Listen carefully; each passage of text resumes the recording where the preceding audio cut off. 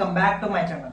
So ఈ రోజు topic ఏంటంటే బేసిక్ గా ఇప్పుడు చాలా మంది అకాడమిక్ ఇయర్ స్టార్ట్ అయింది కాబట్టి ఎంసెట్ స్టూడెంట్స్ అందరూ కూడా బీటెక్ కాలేజ్ లో జాయిన్ అయిపోయారు. అయితే ఈ యొక్క బీటెక్ కాలేజ్ లో జాయిన్ అయినప్పుడు కొత్తగా కొన్ని రోజులు బాగానే ఉంటది. బట్ ఈ కాలేజ్ గురించి చాలా మందికి only one side of the picture మాత్రమే తెలుసు అనమాట.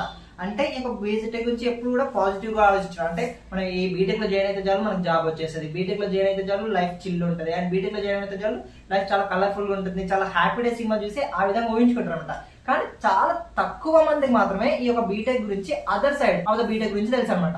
సో అసలు ఈ యొక్క బీటెక్ లో రియాలిటీ ఏంటి, అసలు ఈ యొక్క ఫస్ట్ ఇయర్ నుంచి ఫోర్త్ ఇయర్ వరకు కంప్లీట్ ఈ 4 years ఎలా ఉండాలి మనం మొత్తం డిస్కస్ అనేది చేద్దాం. సో ఇవాళ మన బ్యాచులర్ రూమ్ లో ఆల్రెడీ చికెన్ పులావ్ అనేది స్టార్ట్ చేసాం అనమాట. సో ఆ పులావ్ స్టార్ట్ అయ్యే వరకు నీకు ఈ యొక్క బీటెక్ గురించి ఒక కంప్లీట్ క్లారిటీ అనేది ఇస్తా. ఫస్ట్ థింగ్ ఏంటంటే ఇప్పుడు నువ్వు బీటెక్ కాలేజ్ లో జాయిన్ అవుతావు. సో చాలా మంది నేను ఒక్కటే ఏం చెప్తాను అంటే నువ్వు ఏదైతే హైదరాబాద్ కానీ ఆంధ్రలో కానీ ఈ యొక్క టైర్ 3 కాలేజ్ లో జాయిన్ అవుతావు, especially I'm talking about the tier 3 colleges. So నువ్వు ఒకవేళ ఈ యొక్క టైర్ 3 కాలేజెస్ లో జాయిన్ అయ్యి ఉంటే నేను ఏం చెప్తా అంటే నీ కాలేజ్ పైన ఎక్స్పెక్టేషన్స్ అనేది ఎంత తక్కువ అయితే అంత తక్కువలో నీ యొక్క ఎక్స్పెక్టేషన్స్ అనేది పెట్టుకో. ఎందుకు ఈ విధంగా మాట్లాడుతావు నేను అది కూడా చెప్తా. నువ్వు కాలేజ్ లో నువ్వు ఏ బీటెక్ కాలేజ్ లో జాయిన్ అయినా సరే నీకు ఏం కావాలి, ఎట్ ద ఎండ్ 4 years తర్వాత ఒక టెక్నికల్ డిగ్రీ అనేది వస్తుంది. అయితే నువ్వు ఒకటి గుర్తుపెట్టుకోవాల్సిందంటే ఇప్పుడు ప్రజెంట్ గా జాబ్ మార్కెట్ ఎలా ఉందంటే ఈ యొక్క డిగ్రీ ఏదైతే నీకు ఇక్కడ టైర్ 3 కాలేజ్ అని వస్తుందో చాలా మంది ఏమంటారు ఈ యొక్క డిగ్రీ ఉంటే నాకు బయట జాబ్ అనేది వస్తుంది అనుకుంటారు. 100% రాంగ్. ఎందుకంటే ఇప్పుడు ఏ కంపెనీ కూడా నీకు డిగ్రీ అనేది చూసి జాబ్ అనేది ఇవ్వట్లేదు అనమాట.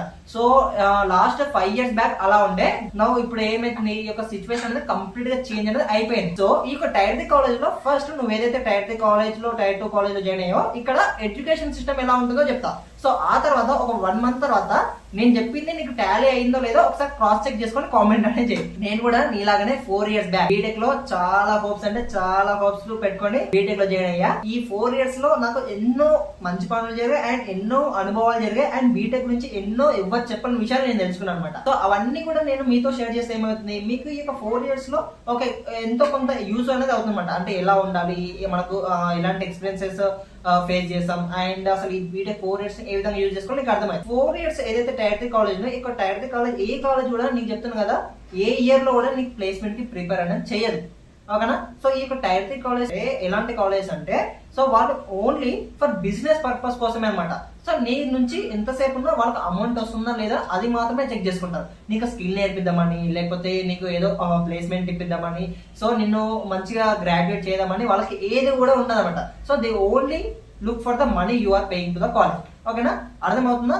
అంటే నువ్వు ఈ యొక్క కాలేజ్ పైన డిపెండ్ అవుతే నేను చెప్తున్నా పచ్చిగా చెప్తున్నా, ఓకేనా. సో నువ్వు ఏదైతే టైర్ 3 కాలేజ్ లో జాయిన్ అయ్యో నువ్వు ఆ కాలేజ్ పైన నువ్వు డిపెండ్ అయితే నీకు జాబ్ రాదు. నా మాట మళ్ళా గుర్తుపెట్టుకో, కాలేజ్ పైన డిపెండ్ అయితే మాత్రమే జాబ్ వస్తా అనుకుంటే ఆ యొక్క ఆలోచన ఇప్పుడే మైండ్ లోకి వెళ్ళి తీసేయి. ఎందుకంటే అలాంటి ఫేస్ లో నుంచే మేము బయటకు వచ్చామన్నమాట. అర్థమవుతుందా? సో బీటెక్ అనుకుంటే ఇప్పుడు జనాలు పేరెంట్స్ కానీ ఇంకా రిలేటివ్స్ కానీ అందరు ఏమనుకుంటారు, ఓకే బీటెక్ లో జాయిన్ అయ్యాడు కదా ఇప్పుడే అంటే 4 years తర్వాత 4 years కాకముందే ప్రీ ప్లేస్మెంట్ ఆఫర్ వస్తుంది, అంటే ప్లేస్మెంట్ వస్తుంది. సో ప్లేస్మెంట్ లో ఏదైనా క్యాంపస్ ప్లేస్మెంట్ కొడతారని అనుకుంటారు. అయితే గుర్తుపెట్టుకో, నీకు ఈ యొక్క టైర్ 3 కాలేజ్ కి అసలు కంపెనీసే రావు బ్రో. నార్మల్ గా నీకు ఇంకా పచ్చిగా చెప్పాలంటే కంపెనీసే రావు. అవి ఒకవేళ వచ్చినా అన్ని నాన్ ఐటీ కంపెనీసే. మా కాలేజ్ కి దాదాపు ఒక 10 కంపెనీలు వచ్చాయి అనమాట. ఆ యొక్క 10 కంపెనీలు కూడా అన్ని కూడా నాన్ ఐటీయే. అంటే ఈ యొక్క నాన్ ఐటీ జాబ్స్ అసలు ఎందుకు వస్తే తెలియదు బీటెక్ చేసిన వాడికి, ఓకేనా. నువ్వు ఒక కంప్యూటర్ సైన్స్ డిగ్రీ చదివి నీవు ఒక 10 to 15 lakhs అంటే నీవు హాస్టల్ ఫీజు కాలేజ్ ఫీజు ఇవన్నీ కలుపుకుంటే నీకు ఒక అరౌండ్ నేను చెప్తున్నా కదా ఒక కాలేజ్ ఫీజు ఒక 7 to 8 lakhs అండ్ ఇంకా హాస్టల్ ఫీజు అది కూడా ఇయర్లీ ఒక 1 lakh. సో ఇంకా నీ పర్సనల్ ఎక్స్పెన్సెస్ ఇంకా exam fee, CRT fee, JNTU fee అని లైబ్రరీ ఫీజు అని ఇలా ఎన్నో ఫీజులు ఉంటాయి. ఇవన్నీ కలిపితే నీకు అరౌండ్ చెప్తున్నా కదా ఏ కాలేజ్ చేసినా ఒక 12 to 15 lakhs మినిమం వస్తుంది. సో ఈ యొక్క 12 to 15 lakhs నువ్వు నీ యొక్క computer science or some other degree ఏదైనా ఒక డిగ్రీ పైన స్పెండ్ చేసి ఈ యొక్క నాన్ ఐటీ జాబ్ చేస్తే ఎలా ఉంటుంది బ్రో? నాన్ ఐటీ జాబ్ అంటే నేను పచ్చగా చెప్తాను చూడండి, అవి ఎలాంటి జాబ్స్ అంటే కాల్ సెంటర్ జాబ్స్ అండ్ ఇంకా కస్టమర్ సపోర్ట్ జాబ్స్ ఇవే ఉంటాయి అనమాట. అర్థమవుతుందా? లేకపోతే సేల్స్ మార్కెటింగ్. అంటే నేను నీకు కాలేజ్ కి 15 లక్షలు కట్టింది ఈ యొక్క 15,000 సేల్స్ జాబ్ చేయడానికే. That's what I'm asking to all the colleges. నాకేం భయం లేదు, ఓకేనా. సో అర్థమవుతుందా? అంటే 15 లక్షలు మనం కట్టింది 20-25 వేలు. ఓకే అది 20-25 వేలు ఐటీ జాబ్ మనం కాలేజ్ వాడు తీసుకొచ్చినా ఓకే, అలా అవి కూడా తీసుకురారు. ఏది ఈ యొక్క సేల్స్ జాబ్స్ అనేది తీసుకొస్తారనమాట. ఈ యొక్క సేల్స్ జాబ్ లో నువ్వు అసలు ఈ యొక్క నువ్వు ఎన్ని సంవత్సరాలు పని చేస్తే నువ్వు నీ యొక్క డిగ్రీ పైన స్పెండ్ చేసిన 15 లక్షలు అనేది నువ్వు ఎర్న్ చేయగలవు. అర్థమవుతుందా? అంటే రియాలిటీలో ఉండు బ్రో. నేను మాకు ఈ యొక్క విషయం తినడానికి మాకు థర్డ్ ఇయర్ పట్టింది అనమాట. అర్థమవుతుందా? ఎందుకు థర్డ్ ఇయర్కి వచ్చేసరికి మనం ఏమనుకుంటాం, ఫస్ట్ ఇప్పుడు నువ్వు ఏదైతే కాలేజ్ జాయిన్ అయ్యావో కాలేజ్లో జాయిన్ అయినప్పుడే నీకు ఎన్ని పోస్టర్లు కానీ, బ్యానర్లు కానీ, హోర్డింగ్స్ కానీ చాలా కనిపిస్తాయి.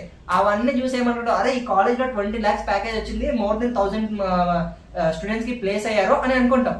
కానీ చెప్తాను కదా, అది 100 కంటే 100% అబద్ధం. అందులో ఎవరికో ఒక్కరికో ఇద్దరికో జాబ్స్ వచ్చింటాయి, అది కూడా ఆఫ్ క్యాంపస్ జాబ్స్ వచ్చింటాయి. అర్థమవుతుందా? అంటే బయట కాలేజ్ కాకుండా వాడు ఆఫ్ క్యాంపస్ లో కష్టపడి తెచ్చుకుంటారు ఇష్టమా, అవి off campus jobs. So off campus jobs ని కూడా వీళ్ళు ఆన్ క్యాంపస్ లాగా నీకు హోర్డింగ్స్ లలో ఇస్తారన్నమాట. అర్థమవుతుందా? అండ్ ఇంకొక విషయం ఏం చెప్పాలంటే, నేను చెప్పాను కదా, ఏ కాలేజ్కి వెళ్ళి చూసినా నీకు 95% ప్లేస్మెంట్స్ అని వస్తాయి. ఓకే, 95% ప్లేస్మెంట్స్ కాదు బ్రో, 5% ప్లేస్మెంట్స్ కూడా ఆ యొక్క కాలేజ్ లో రియాలిటీలో ఉండవు. అర్థమవుతుందా? నేను చెప్పాను కదా నీకు ఈ కాలేజ్ కి ఏ కంపెనీస్, టైర్ 3 కాలేజ్ కి ఏ కాలేజెస్ వస్తున్నాయని, non IT and sales, business support ఇవే వస్తాయి అనమాట. అర్థమవుతుందా? ఇలాంటి జాబ్స్ లో అసలు ఏ బీటెక్ స్టూడెంట్ కదా, నేను చెప్తున్నా కదా, నువ్వు ఒకవేళ 100% స్టూడెంట్స్ అందులో తెలియక అటెండ్ అయినప్పటికీ కూడా 10% స్టూడెంట్స్ కూడా ఆ ఆఫర్ ని ఏమంటారు యాక్సెప్ట్ అనేది చేయరు. ఓకేనా? మా కాలేజ్ లో జరిగిన ఒక ఇన్సిడెంట్ చెప్తాను చూడండి. ఒక కంపెనీ అనేది తీసుకొచ్చారు. ఆ కంపెనీ ఫస్ట్ మేము అప్లై చేయకముందు రోల్ ఏం చూపిస్తారంటే ఐటీ అని చూపించారు. ఓకేనా? So IT software engineer IT role అని చూపించారు. ఓకేనా? సాఫ్ట్వేర్ సంబంధించిన రోల్ అని చూపించారు. అయితే మేము ఆ కంపెనీకి సంబంధించిన రిటర్న్ టెస్ట్ అనేది రాసి నెక్స్ట్ ఏదైతే మనకు ఏమంటారు టెలిఫోనిక్ ఇంటర్వ్యూ ఉంటుందంట, జూమ్ ఇంటర్వ్యూ ఉండే మాకు. సో అదే అంటే అక్కడ చెప్పారనమాట, ఇది బిజినెస్ సపోర్ట్ అంటే కస్టమర్ సపోర్ట్ సంబంధించిన రోల్ అని. అర్థమవుతుందా? అంటే అప్పటి వరకు వీ డోంట్ నో అబౌట్ ఏ రోల్ కి మనం అప్లై చేస్తున్నామో, ఏ రోల్ కి మనం అటెండ్ అవుతున్నామో కూడా మనకు తెలియదు అన్నమాట. కాలేజ్ అనేది లిటరల్ గా అలా ఉంటాయి. అండ్ వన్ మోర్ థింగ్, ఈ యొక్క కాలేజ్ నీకు అసలు నిజంగా ఐటీ తెస్తున్నామని చెప్పి నాన్ ఐటీ రోల్ కి నేను అప్లై అని చెప్పేసి అనమాట. అండ్ అదంతా కాదు, నువ్వు అసలు నాకు యాక్సెప్ట్, నువ్వు ఆఫర్ని యాక్సెప్ట్ అనేది చేయకపోయినా ఎట్ ద ఎండ్ ఈ యొక్క కాలేజ్ కి ఎన్ని కంపెనీస్ వచ్చాయి అండ్ ప్రతి కంపెనీకి ఎవరెవరు అటెండ్ అయ్యారో వాళ్ళంతా కూడా ఒక లిస్ట్ వేసి నీకు ఆ యొక్క కంపెనీకి అది నాన్ ఐటీ అయినప్పటికీ కూడా నువ్వు అందులో ఆఫర్ అని యాక్సెప్ట్ చేయకపోయినా, ఓకే నీకు ఈ యొక్క కంపెనీలో 5 lakhs ప్యాకేజ్ వచ్చింది, సో అండ్ సో కంపెనీలో 10 lakhs ప్యాకేజ్ అనేది వచ్చిందని ఏం చేస్తారు, ఒక పెద్ద లిస్ట్ అనేది చేసి పేరెంట్స్ గ్రూప్ లో వేస్తారు. ఓకేనా? సో పేరెంట్స్ అప్పుడు చూసి మామూలుకి ఈ 4 lakhs వచ్చిందా, 5 lakhs వచ్చిందా, 10 lakhs వచ్చిందా మాకు చెప్పలేదే అనే ఒక ఏమంటారు ఆలోచనలో ఉంటారు. సో ఈ యొక్క కాలేజ్ నేను చెప్తున్నాను కదా, ఈ కాలేజ్ గురించి నువ్వు అసలు దానిపైన డిపెండ్ అవ్వవు బ్రో. ఓకేనా? దానిపైన డిపెండ్ అయితే నీ యొక్క 4 years వేస్ట్ అవుద్ది అండ్ నువ్వు స్పెండ్ చేస్తున్న ఒక 10 to 15 lakhs వేస్ట్ అవుద్ది అండ్ తర్వాత చాలా రిగ్రెట్ అనేది అవుతావు. సో ఫస్ట్ ఇయర్ నుంచే నా యొక్క అనుభవంతో నేను చెప్పేది ఏంటంటే, నువ్వు ఏ కాలేజ్ అయినప్పటికీ, so your from some tier 1, tier 2 or some other tier 3 college అయినప్పటికీ కూడా నువ్వేం చేయి, నీ యొక్క పర్సనల్ ప్రిపరేషన్ రోడ్ మ్యాప్ అనేది నీకు ఉండాలి. ఓకే, సో నీ యొక్క పర్సనల్ ప్రిపరేషన్ రోడ్ మ్యాప్ అనేది నీకు ఉండాలి అండ్ నీ యొక్క పర్సనల్ ఏమంటారు ఆలోచన అనేది నీకు ఉండాలి అండ్ నువ్వు నీ ఓన్ గా ప్లేస్మెంట్స్ అనేది ప్రిపేర్ అవ్వాలి. అపార్ట్ ఫ్రమ్ దిస్ కాలేజ్, ఈ యొక్క కాలేజ్ అనేది ఒక నీకు మైండ్ లోకి వెళ్ళి తీసే, ఓకేనా కాలేజ్కి వెళ్ళామా వచ్చామా 75% అటెండెన్స్ అనేది హార్డ్లీ మెయింటైన్ చేసామా, ఈ యొక్క ల్యాబ్స్ ఇంటర్నల్స్ ఒక 8 to 8.5 CGPA అనేది ఒక యావరేజ్ గా మెయింటైన్ చేస్తూ ఇంకా నువ్వు ఎక్స్ట్రా కరికులర్ యాక్టివిటీస్ అనేది చేసుకోవాలి. లేదు నేను రెగ్యులర్ కాలేజ్కి వెళ్తా, నేను 9.8 10 CGPA తెచ్చుకుంటా అంటే దానివల్ల నీకేం యూజ్ ఉండదు. సో దాన్ని నీకు లైఫ్ టైం ఒక గోల్డ్ మెడల్ అనేది ఇస్తారు, ఆ గోల్డ్ మెడల్ తోటి నీకేం వచ్చేది ఉండదు. ఓకేనా? సో ఇదంతా తెలియక నేను నాకు ఫస్ట్ ఇయర్ లో నేను 9.8 CGPA మెయింటైన్ చేశాను. ఓకే, గోల్డ్ మెడల్ దానికోసం దీనికోసం అని.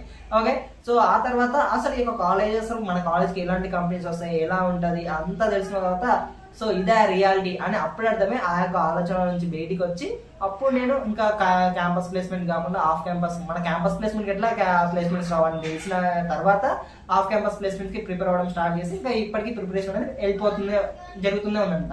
అంటే నాకు ఇది రియలైజ్ కావడానికి 2 years పట్టింది. ఓకే, 2 years టైం అంతా ఎట్లా ఉండేది అంటే, నేను ఫస్ట్ ఇయర్ లో నాకు ఇంకా గుర్తుంది 9.8 CGPA వచ్చింది అండ్ మోర్ దెన్ 95% అటెండెన్స్ అనేది ఉంది.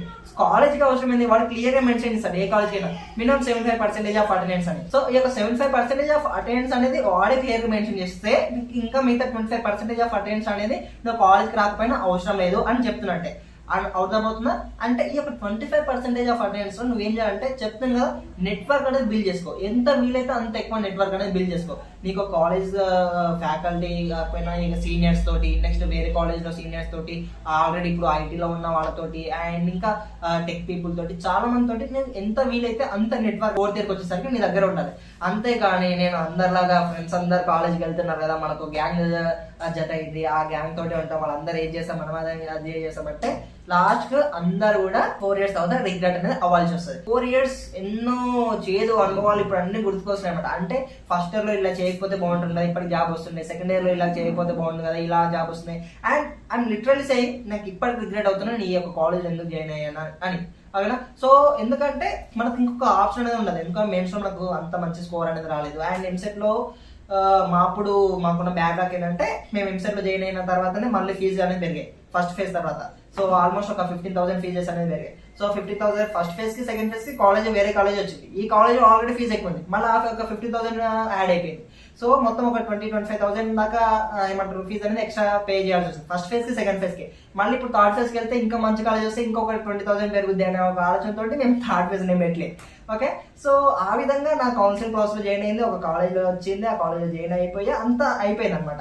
ఓకే, నా బీటెక్ అంతా కంప్లీట్ అయిపోయింది. నేను రీసెంట్ గా గ్రాడ్యుయేషన్ డే కూడా జరిగింది అనమాట. ఓకే, సో గోల్డ్ మెడల్ అంటారా, అది రాలేదు, చెప్పాను కదా మనకు అవసరం లేదని వదిలేసుకున్నాం. So I'm not feeling any regret of not having a gold medal. Okay, so మనం first year second year focus చేసినట్టు ఒక థర్డ్ ఇయర్ ఫోకస్ చేసిన గోల్డ్ మెడల్ వచ్చేది, అది వేరే సంగతి. ఓకే, సో ఈ యొక్క గోల్డ్ మెడల్ అది కాదు, నీకు కావాల్సింది స్కిల్స్. ఓకే, అండ్ ఇంకొకటి ఏంటంటే ప్లేస్మెంట్స్ అనేది కంప్లీట్ గా ప్యూర్ లక్ బ్రో. సో నీకు లక్ ఉండాలి, కానీ లక్ కంటే ముందు నువ్వు ప్లేస్మెంట్స్ కి హార్డ్ వర్క్ అనేది ఎంతోగానో చేసి ఉండాలి. ఓకే, సో నువ్వు కంప్లీట్ గా ఈ ప్లేస్మెంట్ కి ఒక ప్రాపర్ రోడ్ మ్యాప్ అనేది వేసుకొని, నీకు in Google or somewhere else నీకు చాలా మంది కంప్లీట్ ప్లేస్మెంట్ రోడ్ మ్యాప్ అనేది చెప్తారనమాట. సో ఫస్ట్ అంతా నువ్వు ఎక్స్ప్లోర్ చేసి ఏది నచ్చుతుందో దాని వైపు నువ్వు వెళ్ళాలి. ఫస్ట్ నువ్వు ఏం చేయాలి, ఏదైతే ఫస్ట్ ఇయర్ నుంచి ఉన్నావో ఇక ఫస్ట్ ఇయర్ నుంచే నువ్వు డిఎస్ఏ అని, ప్రాజెక్ట్స్ అని బిల్డ్ చేయడం స్టార్ట్ చేయాలి.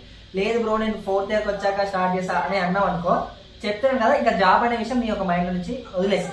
ఓకే, అనుభవాలతో చెప్తున్నాం కాబట్టి ఫస్ట్ ఇయర్ నుంచే నువ్వు నీ యొక్క జాబ్ పైన ఫోకస్ అనేది చేయాలి. ఓకేనా? లేదు ఫ్రెండ్స్ ఫోకస్ చేయట్లేదు అంటే, అరే వాడి ఇష్టం రా భయ్, వాడికి జాబ్ అవసరం లేదేమో తెలియదు కదా, కానీ నీకు జాబ్ అవసరం లేదో తెలుసు కదా, నీ ఫ్యామిలీ స్టేటస్ ఏంటో నీకు తెలుసు కదా, నీకు జాబ్ 4 years తర్వాత ఎంత ముఖ్యమో నీకు తెలుసు కదా.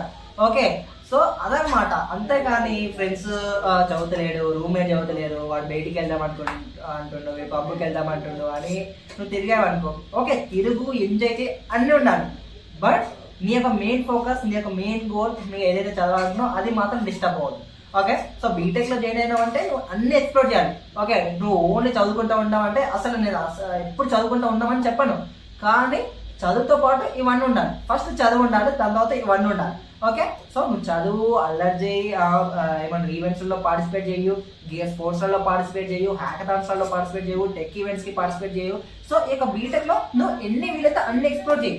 ఓకే, కానీ ఎప్పుడు మాత్రం ఈ యొక్క ఫోకస్ జాబ్ పైన ఉండాలి. సో ఫస్ట్ ఇయర్ నుంచే ఈ యొక్క డిఎస్ఏ అని, ప్రాజెక్ట్స్ అని బిల్డ్ చేస్తూ ఉండాలి. సో డిఎస్ఏ ఇంకా లిటరల్ చెప్తున్నాను కదా, ఈ 4th ఇయర్ కి ఏమంటారు, ఈ టైర్ 2 కాలేజ్ లో 4th ఇయర్ కాలేజ్ లో కూడా, అంటే 4th ఇయర్ కి వచ్చాక కూడా డిఎస్ఏ లో ఒక కాన్సెప్ట్ ఎలా సాల్వ్ చేయాలో చాలా మందికి తెలియదు అనమాట. ఎందుకంటే కాలేజ్ అవన్నీ నేర్పదు. ఓకే, ఎందుకు కాలేజ్ ఎంతసేపు ఉన్నా ఏదేమంటారు, ఈ యొక్క సబ్జెక్ట్స్ ఉంటాయా దాన్ని టీచ్ చేస్తామా వెళ్ళిపోయామా. అండ్ లిటరల్ చెప్తున్నా, నువ్వు ఏదైతే సబ్జెక్ట్స్ అయితే నువ్వు నేర్చుకుంటావో అందులో ఒక 1 or 2 సబ్జెక్ట్స్ తప్ప మిగతా అన్ని నీకు అంతగా యూజ్ అనేది అవ్వదు అనమాట. అండ్ అవి ఎందుకు యూజ్ అవ్వదు అంటే చాలా అవుట్డేటెడ్ సిలబస్. ఇప్పుడు ఈ మార్కెట్లో ఏముంది, ఏఐ, మిషన్ లెర్నింగ్ అని ఇవన్నీ ట్రెండింగ్ లో ఉన్నాయి. సో నీకు కాలేజ్ లో అది చాలా బేసిక్స్ ఉంటాయి అనమాట. సో ఇప్పుడు బెటర్ కాంపిటీషన్ చాలా టఫ్ ఉంది. ఆ యొక్క కాంపిటీషన్ ని నువ్వు బీట్ చేయాలంటే చెప్తే ఫస్ట్ ఇయర్ నుంచే నువ్వు ఫోకస్ గా నెమ్మదిగా నేర్చుకోవడం మనం స్టార్ట్ చేస్తే సెకండ్ ఇయర్ థర్డ్ ఇయర్కి వచ్చేసరికి నీకంటే ఒక ఐడియా అనేది వస్తుంది. సో నీకంటూ ఒక జాబ్ కి ఎలిజిబిలిటీ క్రైటీరియా అనేది వస్తుంది అనమాట. అంటే నీకు డిఎస్ఏ సాల్వ్ చేయడం రావాలి, నెక్స్ట్ ప్రాజెక్ట్స్ అనేది మంచిగా ఉండాలి, హ్యాకథాన్స్ లో పార్టిసిపేట్ చేసి ఉండాలి. సో ఇవన్నీ చేస్తే నీకు బయట ఇండస్ట్రీ అనేది ఎలా ఉందో ఒక అర్థం అనేది అవుతుంది అనమాట. అంతేకాని నేను టైర్ 3 కాలేజ్ పైన డిపెండ్ అవుతా, ఫ్రెండ్స్ తోటి ఫ్రెండ్స్ ఏం చేస్తా అది నేను చేస్తా అంటే చెప్తున్నాను కదా, సో జాబ్స్ బయట అనేది చాలా టఫ్ ఉన్నాయి, చాలా కష్టపడాల్సి వస్తుంది. ఎందుకంటే వీలైనంత వరకు నీకు కాలేజ్కి ఒకవేళ ఆన్ క్యాంపస్ ప్లేస్మెంట్స్ అనేది వస్తాయి, అది చిన్న జాబ్ అయినా సరే 25,000 30,000 వాళ్ళు పే చేసినప్పటికీ కూడా ఆ క్యాంపస్ ప్లేస్మెంట్ అనేది నువ్వు క్రాక్ అనేది చేయాలి. ఎందుకంటే చెప్తున్నాడు ఇప్పుడు క్యాంపస్ ప్లేస్మెంట్ లో ఒక్క జాబ్ కి ఒక 100 మెంబర్స్ కాంపిటీషన్ లేకపోతే 10 మెంబర్స్ కాంపిటీషన్ ఉంటే, అదే ఒక్క జాబ్ కి ఆఫ్ క్యాంపస్ లో బయట 1000 మెంబర్స్ కాంపిటీషన్ ఉన్నారనమాట. అర్థమవుతుందా? సో నువ్వు నీ కాలేజ్ లో 100 మెంబర్స్ తోటి నువ్వు క్రాక్ చేయలేకపోతే బయట 1000 మెంబర్స్ తోటి క్రాక్ చేయడం అనేది చాలా కష్టం. అండ్ ఇక్కడ లాస్ట్ 2 years పాస్ అవుట్ అయిన స్టూడెంట్స్ కూడా ఉంటారనమాట. సో వాళ్ళకు కొంత ఎక్స్పీరియన్స్ అనేది వాళ్ళకి దగ్గర ఇంకా నాలెడ్జ్ అనేది మీతో కంపేర్ చేస్తే, ఫ్రెషర్ తో కంపేర్ చేస్తే వాళ్ళు ఎప్పటి నుంచో ప్రిపేర్ అవుతుంటారు కాబట్టి ఇంకొంచెం ఎక్కువ స్కిల్ అనేది ఉంటుంది. సో అలాంటప్పుడు నువ్వు బయట ఆఫ్ క్యాంపస్ ప్లేస్మెంట్ లో జాబ్ క్రాక్ చేయాలంటే చాలా డిఫికల్ట్ అవుతుంది. మాకు ఇప్పుడు అంతా అర్థమవుతుంది అనమాట. ఓకేనా? సో లిటరల్ చెప్తున్నా, నువ్వు అస్సలు టైం వేస్ట్ చేసుకోకు. అండ్ ఇంకా నీకు ఎటువంటి డౌట్ ఉన్నా let me know in the comment section. So మన పులావ్ కూడా ఆల్మోస్ట్ ఎండింగ్ అయితే వచ్చింది అనమాట. Okay, so this is the different style of video. And one more thing, మన యొక్క ఛానల్లో ఇది ఒక డిఫరెంట్ స్టైల్ ఆఫ్ వీడియో అనమాట. సో దీనికి ఇంకొక పవన్ నాకు పర్సనల్గా కాకుండా ప్రొఫెషనల్ ఛానల్ కాకుండా నార్మల్ ఛానల్ ఇంకొకటి క్రియేట్ చేశారు రీసెంట్గానే. సో దానికి కొలాబ్ అనేది పెడదామని ఈ యొక్క బ్లాగ్ అనేది చేస్తామన్నమాట. సో ఇంకా నీకు ఎటువంటి డౌట్ ఉందా let me know in the comment section. And ఇంకా మోర్ ఓవర్ నువ్వు ఏ కాలేజ్లో జాయిన్ అయ్యో let me know in the comment section. I want to know. So ఎవరెవరు ఏ కాలేజ్లో జాయిన్ అయ్యారు నా ఫాలోవర్స్ అందరని. ఓకే, సో ఇంకా నీకు ఈ బీటెక్ జర్నీకి సంబంధించి, ప్లేస్మెంట్ సంబంధించి ఆర్ఎల్స్ నీకు ఎటువంటి గైడ్ లైన్ కావాలన్నా let me know in the comment section. Okay, so comment section అనేది ఉంటుంది, లేకపోతే టెలిగ్రామ్ ఛానల్ అనేది ఉంటుంది, లేకపోతే నీకు పర్సనల్గా మాట్లాడాలంటే ఇన్స్టాగ్రామ్ ఛానల్ లింక్స్ అనేది కింద డిస్క్రిప్షన్ ప్రొవైడ్ చేస్తే అక్కడికి వచ్చి కూడా నువ్వు డిఎం చేయి. So I can clarify it. Okay, so that's it for today and see you, bye bye and happy career. Thank you, bye.